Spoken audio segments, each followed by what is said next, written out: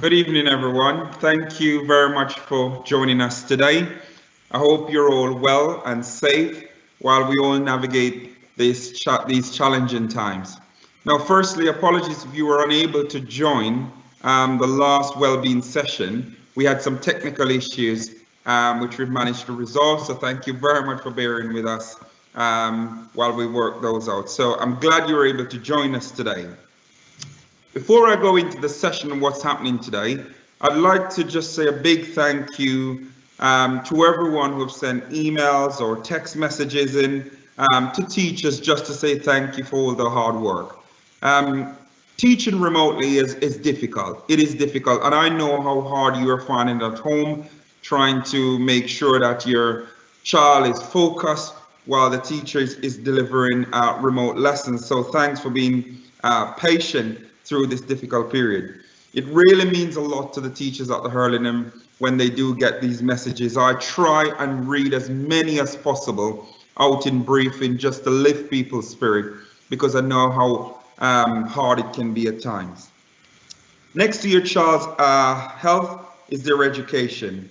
And we have to ensure while we're going through this difficult period, we ensure that your children get a really good deal because COVID at some point will come to an end and your pupils need your education to fall back on.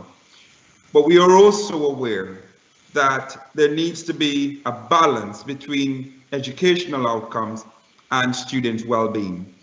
And as a school, you've noticed that I sent an email over the weekend telling you about the Wellbeing Day that's happening on Wednesday. Please, please, please ensure your child take part in as many activities as possible. It's really important for their well-being.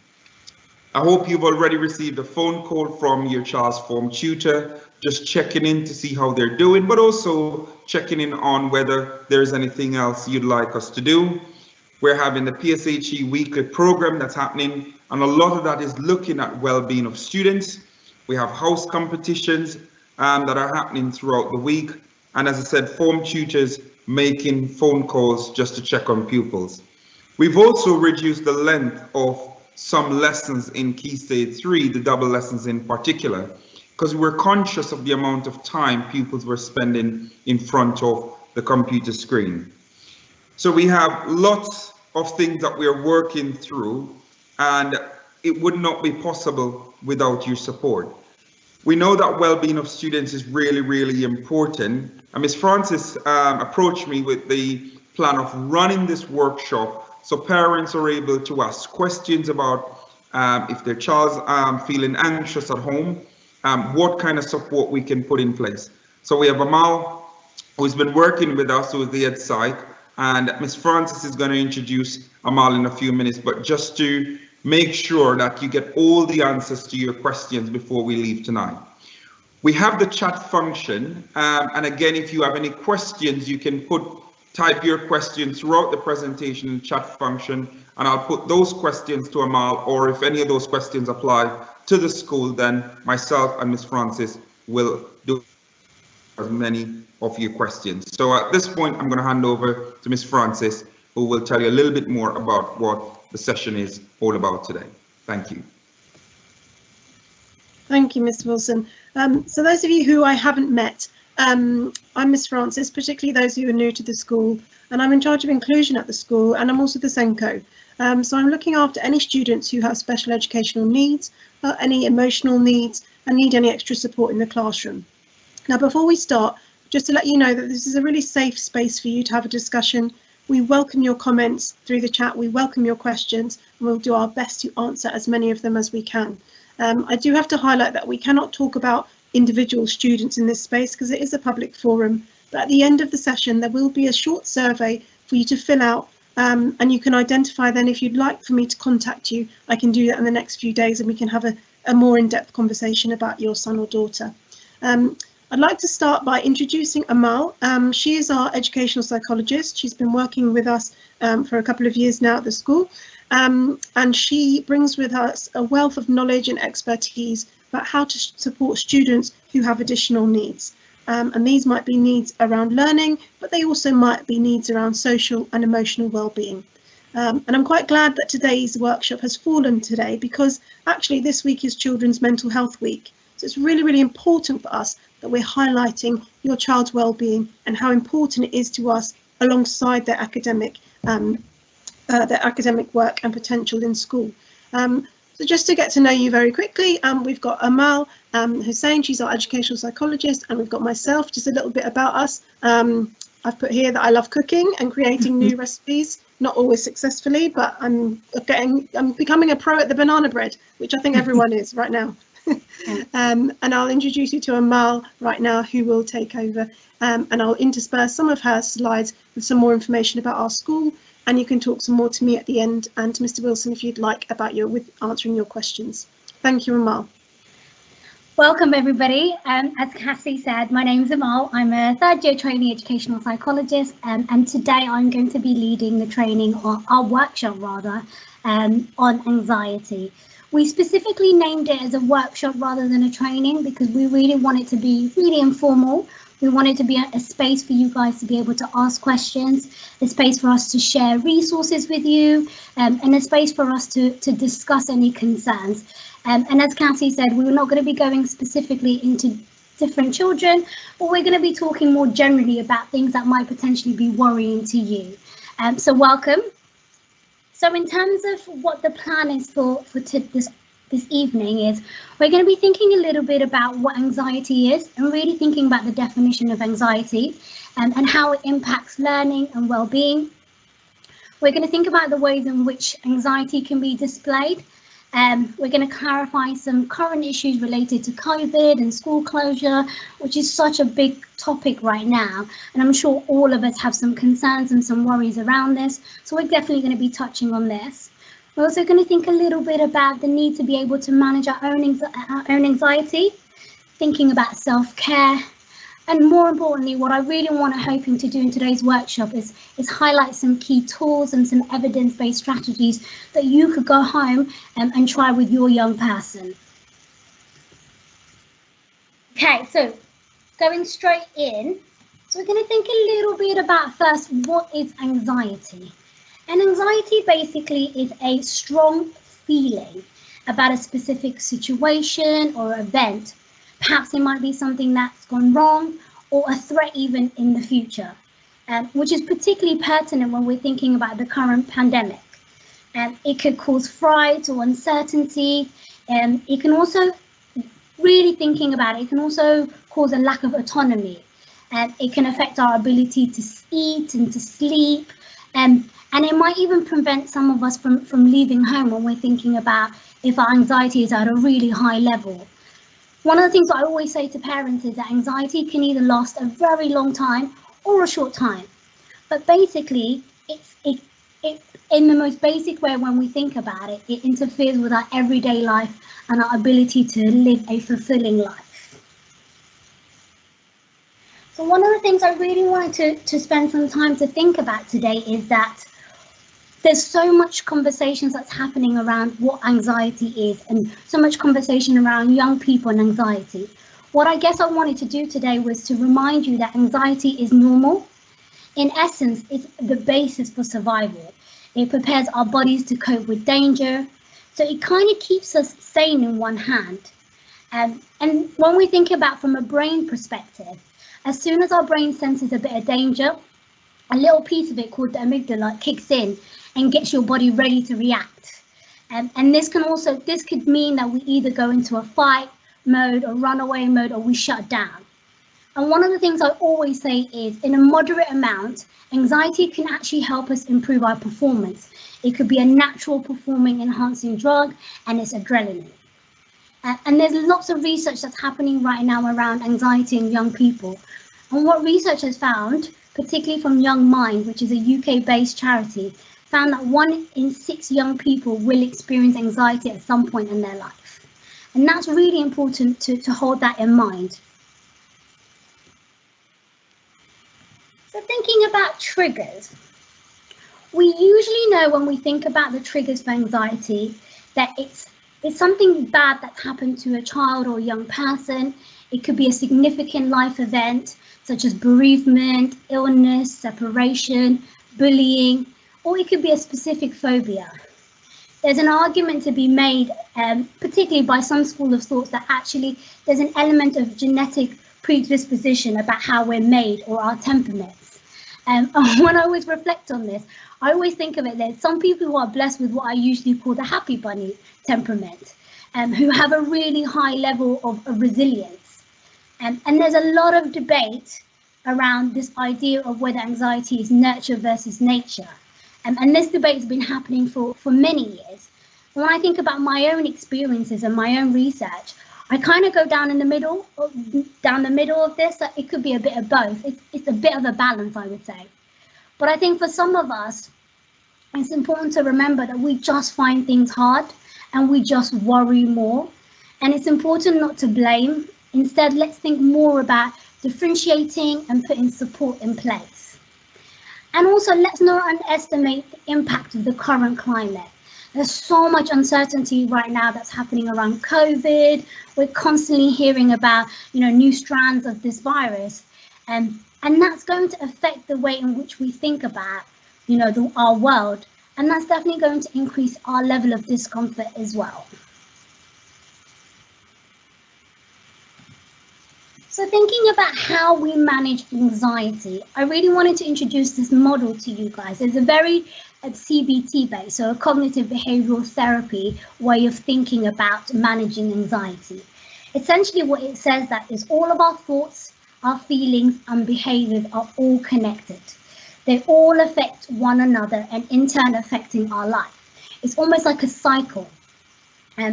And the way we think about a situation affects how we feel about it and how we react or behave in response to that situation.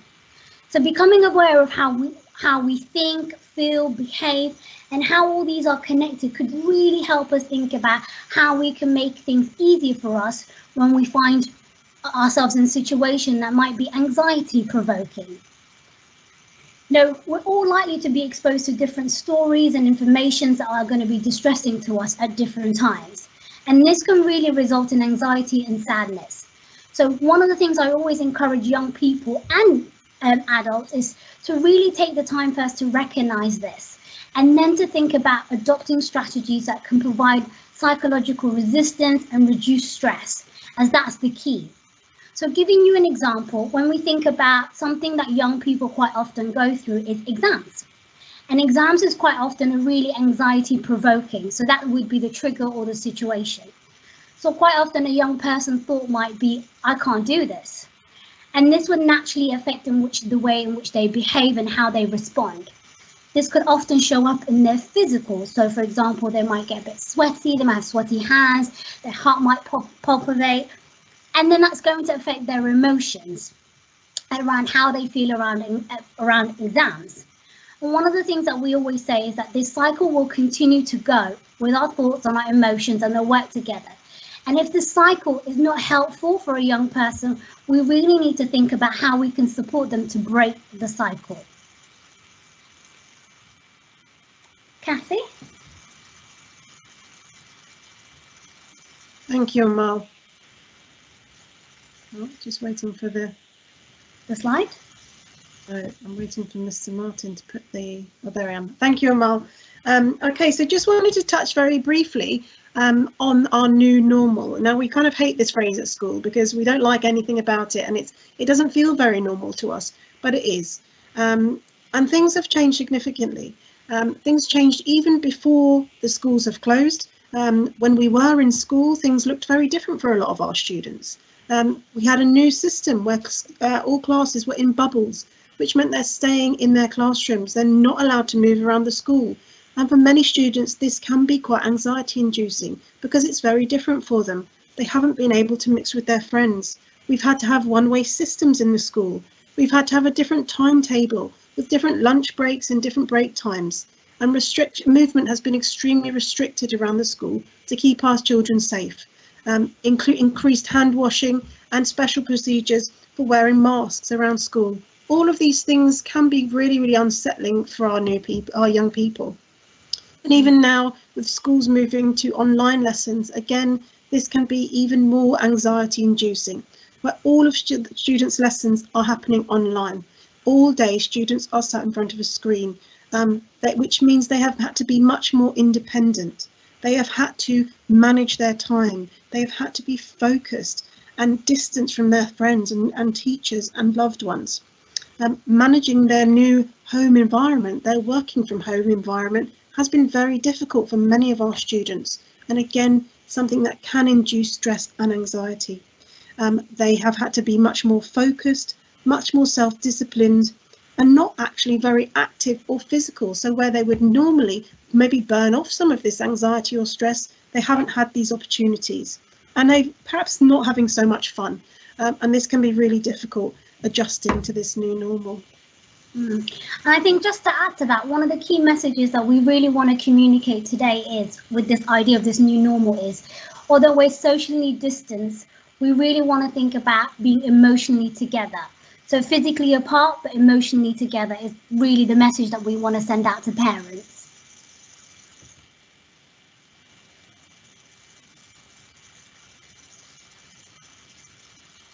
Cassie, can you see that? Yeah, sorry. So in terms of answering your anxious questions relating to COVID, we want to make sure that we are being honest with our young people.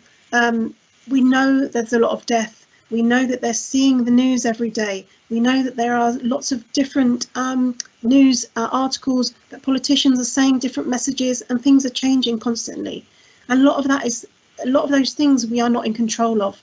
But it's really, really important that we're being honest about how we're feeling about the situation, because we might be feeling quite anxious as well, and it's totally normal for them to be feeling that way. It's really, really important that we present them with the facts of what's happening, not fiction, not talking to them about what somebody's said on Facebook or a rumour that you've heard in the supermarket, but presenting them with facts and things that you know to be true. Checking in daily with your young people is really important to check on their emotional well-being, seeing if they're okay, seeing if there's anything that has come up for them today that they're struggling to cope with, and taking that emotional temperature every single day and finding that time in the day to have that discussion. Sometimes it can be quite difficult. Normally we find our teenagers and young people find it easy to speak to us, perhaps less so face to face. Sometimes driving in the car, they find it much easier to speak to you because they're not facing you directly. Sometimes speaking or texting on the phone might be an easier way for them to get through to you. But never dismissing their questions, their emotions or their thoughts. If they're telling you that they're feeling stressed, if they're telling you that this is upsetting them or they don't know how to manage, you need to take that as genuine, and you need to try and understand that and not dismiss it. We need to help them to be curious and also help them to analyse and challenge their ideas about things and their understanding. So if they come to you and think that everything is going wrong, the world is caving in and nothing's happening the way they want it to, we need to gently try to reframe those and break it down and have those conversations that are really open and honest, and break down what exactly it is that's worrying them or bothering them. And they need to know that you are the safe place. We as a school usually are that safe place for a lot of our students. The relationships that they have with their teachers and their tutors are really, really important. But obviously at this time we are struggling to have those relationships because the screen is very much a barrier for us. So it's really, really important that home is that safe place for them, and you are that safe place that they can come and they can talk to and have those open and honest conversations about their feelings. Right. We also wanted to spend a little bit of time to think about the ways in which anxiety might show up as something else. And there are times that we might look at a young person's behaviour and we think to ourselves, gosh, is this behaviour or is this anxiety? And I think it's important to be clear that we're going to be seeing some of these behaviours and we might deem it as really challenging, but actually they are behaviours that might be exhibited as a direct result of a child or a young person feeling anxious. And I think that's really important for us to bear in mind. So what we've done is, on the right side, what you'll see is some examples of these behaviours. And so, for example, this behaviour might be anger. And quite often when a young person is feeling anxious, remember what we were saying about the part of the brain, they might result in this fight or flight response, which might leave a young person angry, and they might want to communicate this anxious feelings that they might have, and it might come across as anger. They might have difficulties with sleep, or actually it could be something around defiance. They might not be aware that they're being defiant. They might just feel a sense of out of control. And if you feel out of control, you'll tend to be more frightened, and you might come across as defiant because you're trying to control your environment, essentially. And there are some other ways in which some of that anxiety might present itself. And I think it's important for us to hold these in mind and to continuously question that.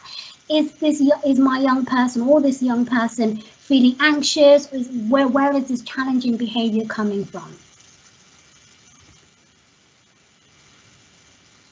We really wanted to also think about the importance of language. And one of the things that we really want to communicate to you as parents and carers is that it's so important to have a clear message. So we put here an example of something that could be said to a young person. We do not blame you. We understand that you might be anxious. We want to hear about your experiences on your terms. And one of the things that I would always encourage parents to think about is, in terms of language, is, am I contributing to a sense of safety with the words that I'm using? You know, there's so many things that we need to think about when we're communicating to children and young people about their feelings. We really want to try and avoid saying certain things such as, there's nothing to be scared of. So remembering not to be dismissive, or saying you're just being silly, or saying, oh, don't be such a worrier, or we just don't understand why you're worried. Instead, really think about offering that sense of safety through some of the language and the words that you're using to communicate with them. So we spend a little bit time thinking about anxiety and, and all the things that are associated with it. I guess at this point, we really want to be thinking about sending a message of hope. And one of the reasons why is because that we know from research and from history and from neuroscience that post-traumatic growth is possible. So if a young person is given the right support and the right strategies, as well as a nurturing space, a secure relationship, they can really move forward and learn how to manage their anxiety in a really effective way. So the message of hope here is building resilience is key.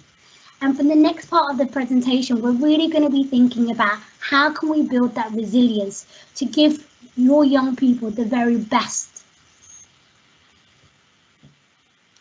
Now, you might not be surprised, but what we wanted to do was spend just a little bit of time just to reinforce the message around sleep and exercise before we go into a range of tools and strategies for self-soothing.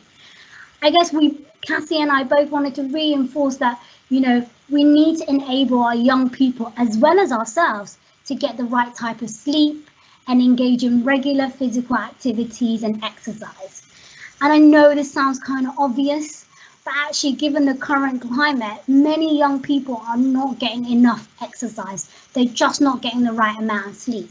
And we know that young people who are anxious will need more of this in their timetable each week. So we're not going to have a chance to go through all of these, but I just wanted to pull together some evidence-based that's been proven to support young people with anxiety. And what we're going to do now is I've just picked a few for us to go through and to think about. So for some of these slides, we're not going to go into great detail, but what we've done is we've tried to put all the information on the slides for you and actually give you an opportunity to be able to take those slides and have a go with your young person.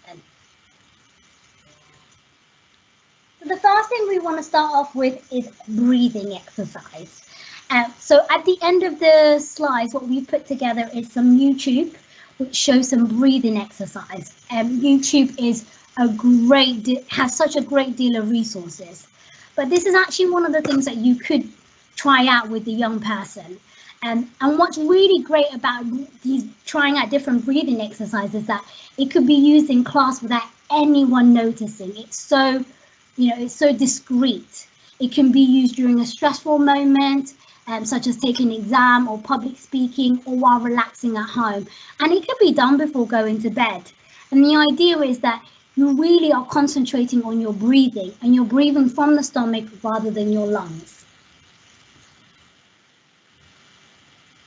So often young people who experience anxiety often describe their anxiety as really having very busy brains with racing thoughts.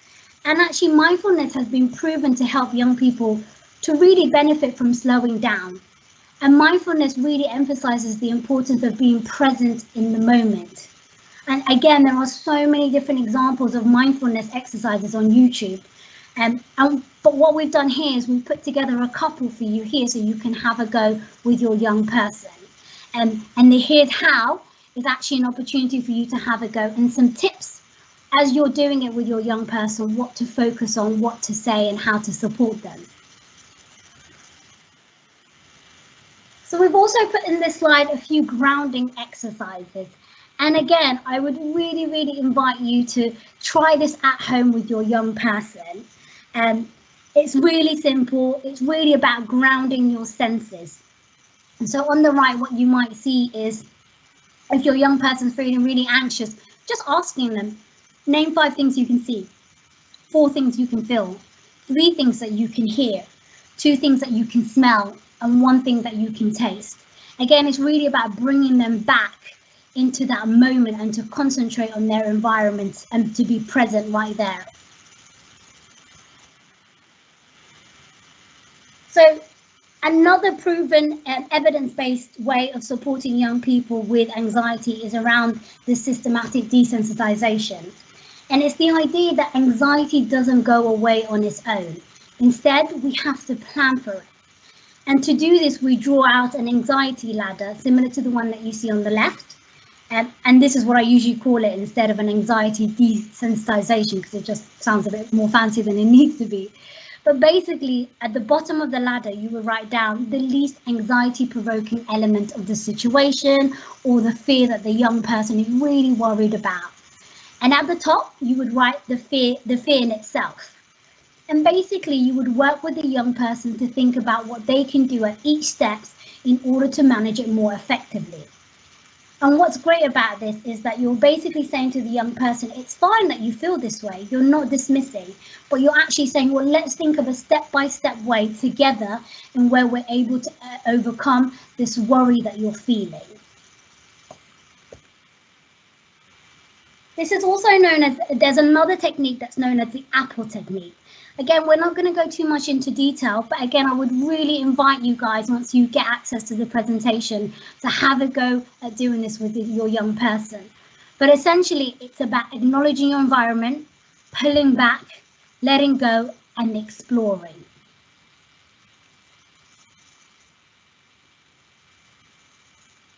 Something else I've also tried with young people that I've worked with is around activity scheduling. Really scheduling enjoyable, goal-directed activities in our day. And I think as adults, we're better at this, I would say, than young people, because we're able to really think, okay, we've got the weekend, we've had a stressful week, let's put something in place that could really help us re-engage things that we really enjoy. And one of the things I always encourage parents to do is to do the very similar thing for their young person. Schedule something in the week that a young person really enjoys. And it could be whatever that really makes them happy. It could be crafts, it could be going for a walk, whatever that's appropriate given the current climate. I think one of the reason I mention this is that we really need to be mindful of the relationship between activity and improvement in mood. For all of us, if we take the moment to remember, when we do something that we really enjoy, naturally our moods improve. So always bear that in mind.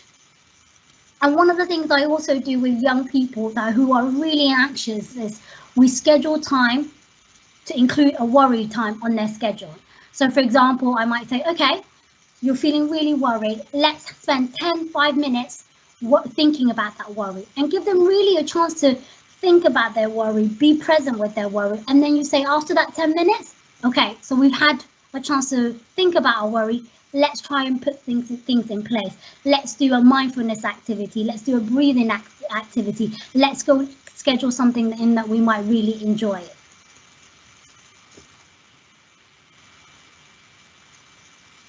One of the things that we really wanted to come across in this workshop today, particularly for Cassie and I, is that parenting is a tough job. I mean, particularly given the current pandemic.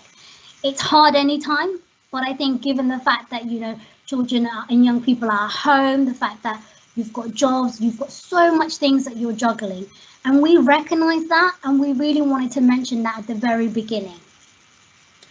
And, you know, I think for us as parents, there might be no visible sign that we're anxious. However, sometimes our thoughts can often, our thoughts might often be scary things about things that haven't happened. So we need to be really careful about managing our own anxiety as parents. Quite often what I hear is parents saying that, you know, sometimes they think of worst case scenarios and they really worry about that. And sometimes for them, the unknown can cause really extreme thinking. It can stir up feelings and projection. So one of the things I really say to parents, or I would encourage you all, is to really hold that in mind. And we've just put here together some examples that you might want to think about. So for example, passing your own anxiety onto your child. So thinking, you know, I wasn't good at maths, so Johnny will not be good at maths. And that might be some of your anxiety that you might be holding. Talking about an issue you're concerned about in front of your child. Only talking about the negative aspect of school, for example, children that are not getting on with or complaining about a teacher or an aspect of work. Even overpraising, you know, can cause anxiety, where your child feels that they must always do perfect, or they always need to perform the very best. Having an unreasonable expectation of your child to achieve a level that they're not capable of can also cause anxiety.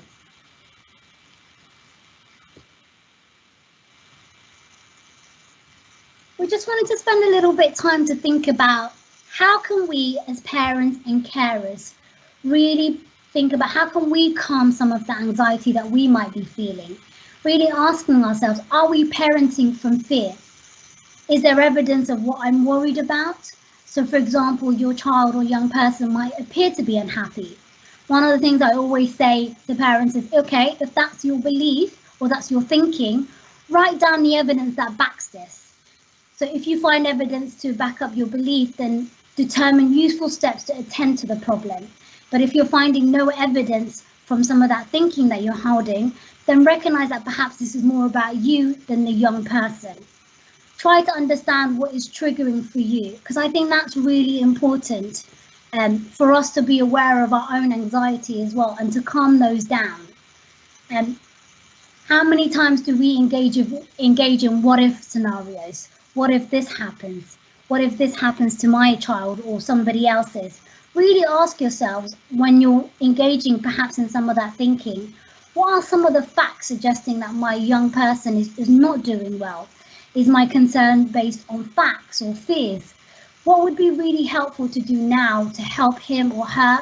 Really think about planning and really asking yourself, what am I really anxious about? And I always try to say, you know, stay in the present. Again, one way of doing that is through some of that mindfulness that we introduced a bit earlier. You know, that's something that you can do with a young person, but something that you can also do. So all of the strategies that we mentioned previously, although there's something that you could do with your young person, we would also encourage them for you to have a go at them.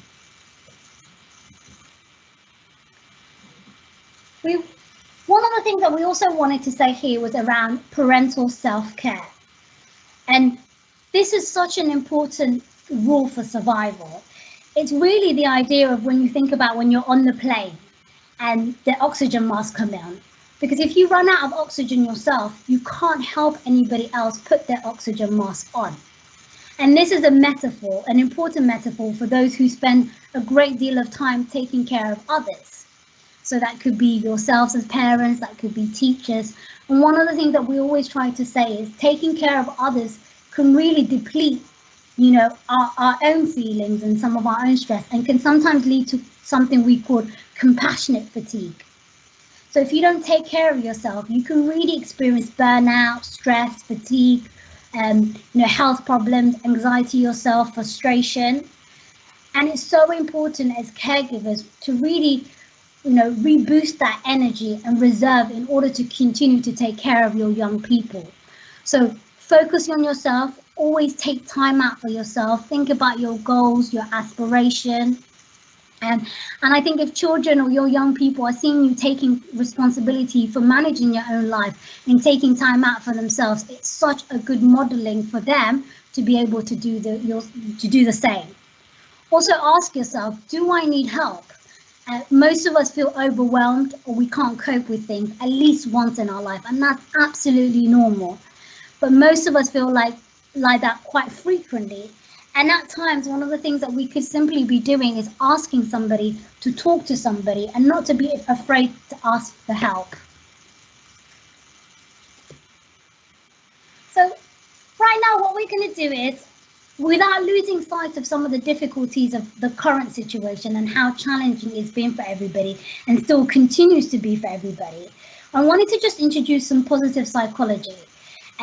Lots of research around positive psychology has shown that gratitude is strongly and consistently associated with greater happiness, and that gratitude helps people feel more positive emotions, good experiences, improves their health, deals with adversity, and builds really strong relationships. And people feel and express gratitude in multiple ways, and they could be applied to the past. So you might be thinking of a really nice event that's taken place, or the present. But I just want to invite you all, using the chat function, to just really think of something that you've been grateful for or appreciative of. And then maybe, Cassie, you can read some of that out for us, if possible. Yeah, I'd love to. Thank you. We'll just give you guys a couple of minutes to do that. Amal, do you want to start giving us an example of something you're grateful for? Yeah. Oh, that's a good question. I'm grateful to be alive. I'm grateful to be coming to the end of my thesis. And I'm grateful to be enjoying the job that I do. Cassie, do you have any? Yeah, I'm grateful to be surrounded by supportive and loving work colleagues. I'm grateful for my loving family and for the people around me that care for me. Mr. Wilson? Yes, I'm grateful for my wife. She's standing right here, so I better start with that one. But like you, I'm grateful for the people I work with at the Hurlingham, that sense of community. I really look forward to seeing everyone, and I'm really grateful for the job that I have, be able to change people's lives. Brilliant, thank you. Do we have any that came through? Yeah, I haven't got anyone else's yet, but I'm sure they will come slowly. Okay, so we'll give you guys a chance to continue to think, and we still invite you to be able to add to this. So we're going to stop now for some questions. I appreciate that was a lot of information, lots of different strategies that we've touched on, and we thought a lot around what anxiety is and some of the behaviours, particularly thinking about in the new context of this idea of this new normal. I would love to invite you guys here at this point to ask any questions that you might have or anything you would like support around. So Amal, we've got a couple of questions. If I pose them to you, and then you might be able to give some strategies. Some of them you have mentioned already, but you might want to repeat them and think about these questions. But the first one is that one of these parents' sons is having trouble sleeping and not enjoying leaving the house at the moment, not going out for a walk, taking fresh air. How can these parents help their children to cope with these events right now and help their children to embrace that sense of normality, getting out of the house, getting that exercise and sleeping well? Okay, that's a really good question, particularly given the current climate. So one of the things I would really invite you to do is to maybe have an opportunity to engage in discussion with your young person, to think about what actually they're really worried about. I think once you know where that worry stems from, you can really engage in reframing and challenging some of that thinking. So as we mentioned in the training. But in terms of sleep, some of the activities that we mentioned, such as the mindfulness, that's such a great activity to do with a young person and something that you could do before you go to sleep. Maybe scheduling your mindfulness activities together, maybe 20 minutes, half an hour before they go to sleep, and something you can do with them. And what that really does is that quite often when our brain is so busy and thinking about so many different thoughts, it kind of really gives us a chance to be present in the moment, to slow down some of that racing thoughts that we have. And then it can also contribute to more restful sleep. Brilliant, thank you, Amal. The next question we've got here is, as we know, teenagers can be quite difficult to open up. And the question we've got from this parent is, how do you go about getting them to open up with you and telling you how they're feeling when they are, you know, teenagers can be a bit grumpy and a bit closed and difficult to get through to? I mean, Cassie, I think you said some really lovely ideas in the presentation. You were saying that sometimes, you know, engaging with a young person directly face to face might really be off-putting for them, might also be too much, and that in itself might be really anxiety provoking. Try to engage in activity that they really enjoy, whatever that is, and slowly try to have those conversations. Like you said, Cassie, maybe whilst you're driving, listening to some music, like turning that down a little bit, doing something that they like and that's not anxiety provoking, and then trying to start a conversation around that. I find often it can be helpful, like I just mentioned, if they're busy doing something or you're busy doing something with them. Perhaps if you're in the kitchen making a sandwich or cooking, the focus is then sometimes taken away from the conversation and they're able to talk a little bit more openly, because they're not having to have that direct eye contact with you, and the focus of the conversation is not the anxiety, but perhaps the cooking. And then the conversation could be opened up about how they're feeling whilst they're stirring the pasta or whilst they're doing something else. And they often find that a little bit easier, and it takes away the pressure from that conversation. Absolutely. Similarly with driving, or talking while you're walking, or talking while you're going somewhere, or you know, finding something else to do at the same time as a bit of a distraction can be quite helpful. Yeah, or playing a game, Monopoly, Uno, doing a puzzle together, whatever it is, something really enjoyable for them could really help relax them and be more willing to engage in conversation. But I think don't be deterred if they're constantly not engaging with you. I think just continue to persevere and continue just to be mindful of that. Actually, it might be really anxiety provoking for them to talk about it. So writing it down might be helpful. You know, if you write to them just a small note, you know, underneath the bedroom door, whatever, however you want to communicate, whether it's a text message or a WhatsApp, just to open that conversation and know that, so they know that you're there to talk about them, to talk about it with them. So, you know, you're just opening the door, and if they want to come in, then brilliant. It may take a day, it may take a week, it may take a month, but just knowing that you're open and you're there for conversation if they want to and when they want to. Yeah. Amal, just coming in here, we've had a few people sending what they're grateful for. We have one parent say, grateful for my friends and my job security. I'm grateful for my family and friends, the support from the staff at the Hurlingham. That's so lovely to hear. On my child and my parents, mindfulness app. They're especially to have something to do for myself. Self-care, it's not easy to get time for yourself during this time. So this is something I find very helpful. Also, someone here talks about encouraging young people to turn off technology an hour before bedtime will help with sleep. And that is really a really good point. That sometimes it's so easy to just allow pupils to be on their phones the entire time. And that light from the phone does prevent them from sleeping at night. So I don't know if you want to comment on that. Yeah, absolutely. I think you've hit the nail on the head.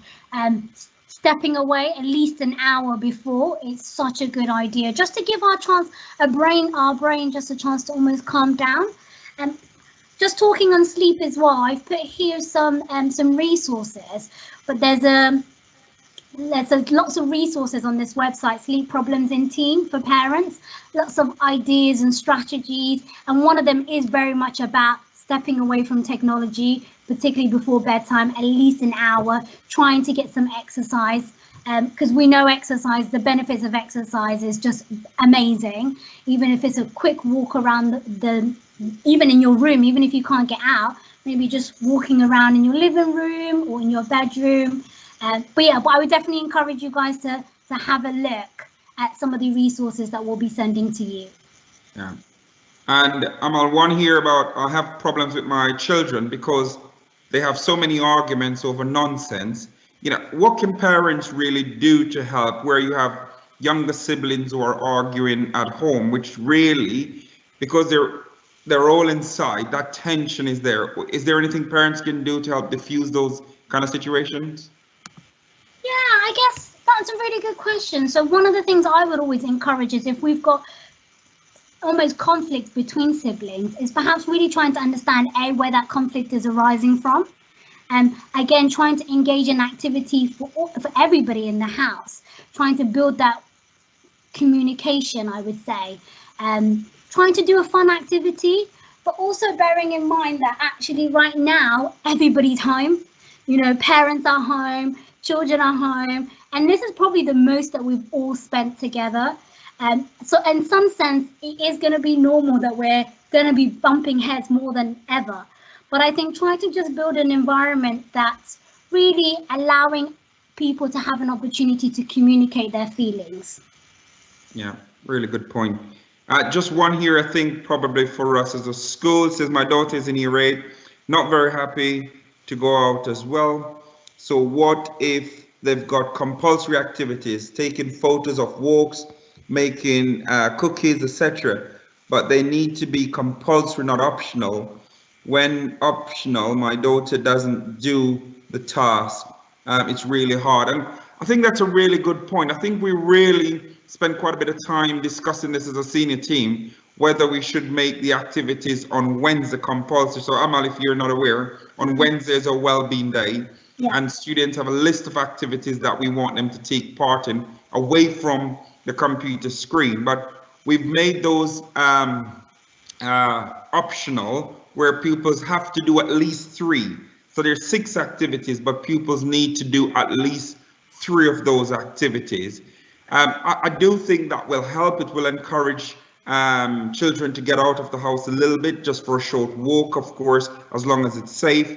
It may be that this is a way now on Wednesday for you to bond with your child, possibly making cookies, doing a bit of cooking. That might be a really good idea. But we wanted to make it open so pupils could choose different activities rather than being told what to do.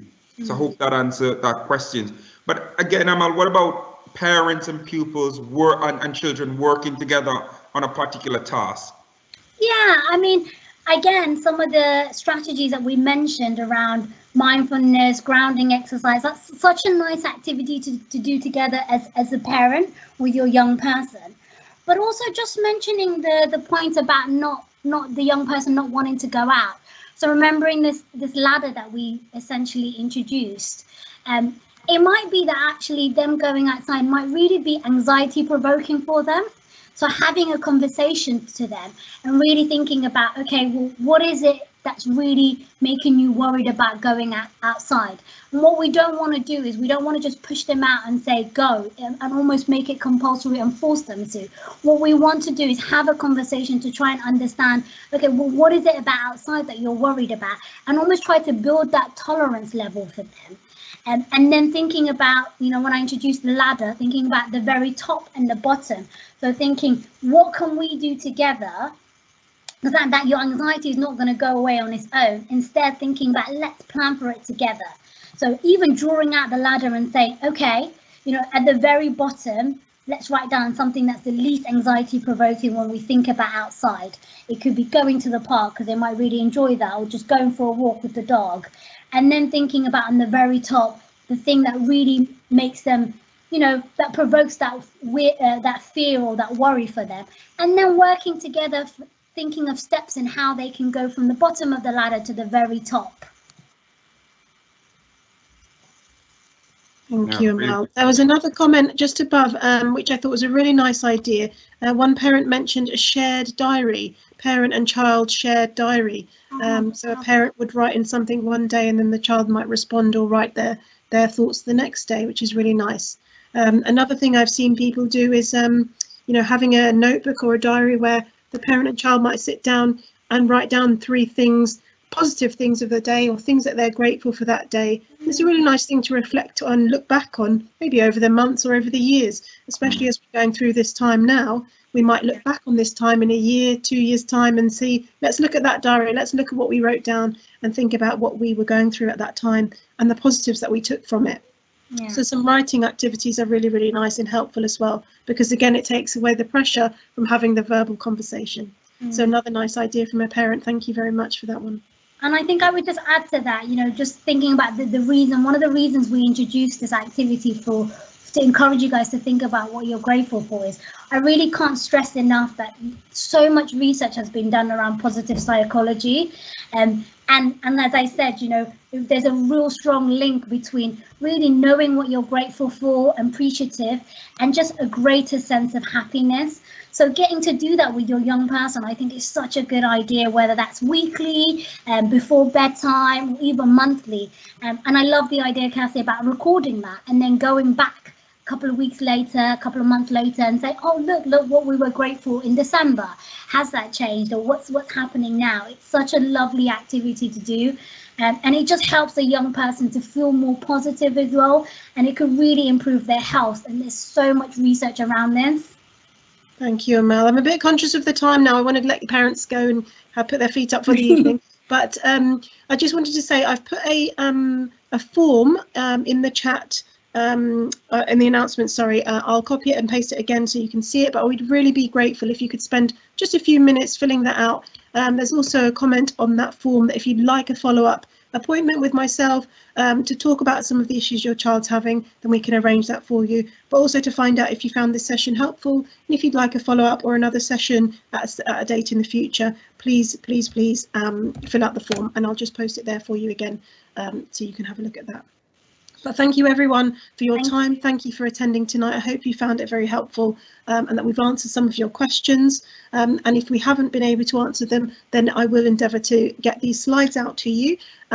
If you could leave your name on the form and I can email them to you or put them on our school website. And then again, we look forward to doing another session if you found this helpful in the future where we can revisit some of these questions and some of these thoughts. Mr. Wilson, did you want to say anything to end? No, I just want to actually say thanks very much to Amala. I mean, I found the session really, really useful, and we will be, putting this on our website for other parents to see some very, very simple and useful tips, real quick wins for parents, because we know how difficult it is managing a teenager during this difficult time. But again, I think Amal's given us some practical tips as to what we can do moving forward. So thank you very much for joining us tonight. And again, if there is anything that we can do to help, the Hurlingham Academy is your home. Please email or send an email or text, whatever you need to do. You will have someone get back to you because we're here to support you through this period of time. So thank you very much for tonight. And Amal, thank you very much again. Thank you. Thank you, everyone. Bye. Bye-bye.